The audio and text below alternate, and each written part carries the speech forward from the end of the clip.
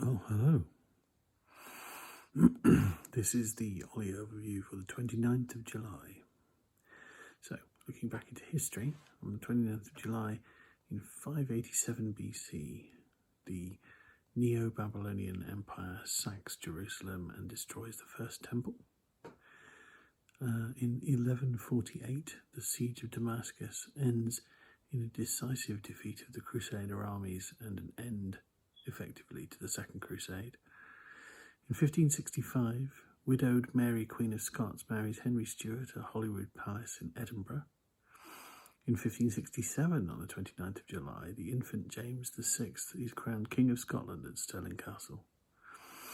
In 1775, George Washington founds the Judge Advocate General's Court and appoints William Tudor as the JAG of the Continental Army.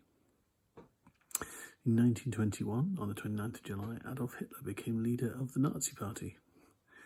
And in 1945, on the 29th of July, the BBC Light programme was launched, which would later become Radio 2.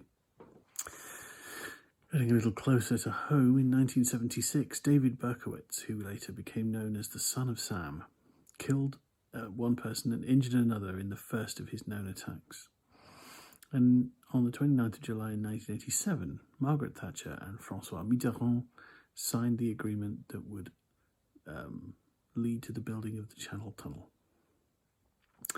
If you were born on the 29th of July, you share your birthday with Henry II, French nobleman and King of Jerusalem, with Alexis de Tocqueville, French philosopher and historian, with Sophie Menton, German composer and pianist, with Dag Hammarskjöld, the Swedish economist, diplomat, and second Secretary General of the United Nations, who's also a Nobel laureate.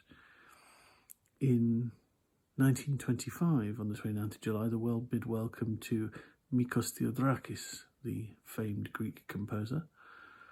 And on the 29th of July, we also share our birthdays with Betty Harris, the US chemist, Carl Cox, British DJ and producer, Alison Mack, American actor and, well, criminal. I strongly suggest you look her up on Wikipedia. It is lurid, to say the least. The news was a bit weird today. Usual COVID speculation about Spain, about holidays, about second waves. It's all pretty bleak. I should ignore it or avoid it. Just stay home. Wear a mask if you have to go out. Obviously, if you are a key worker, our thoughts are with you. Please take every precaution.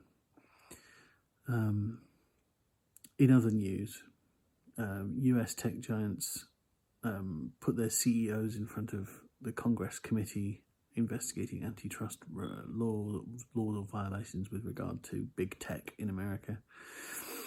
And MI6 announced who their new boss would be, a chap called Richard Moore, who of course no one's really ever heard of before.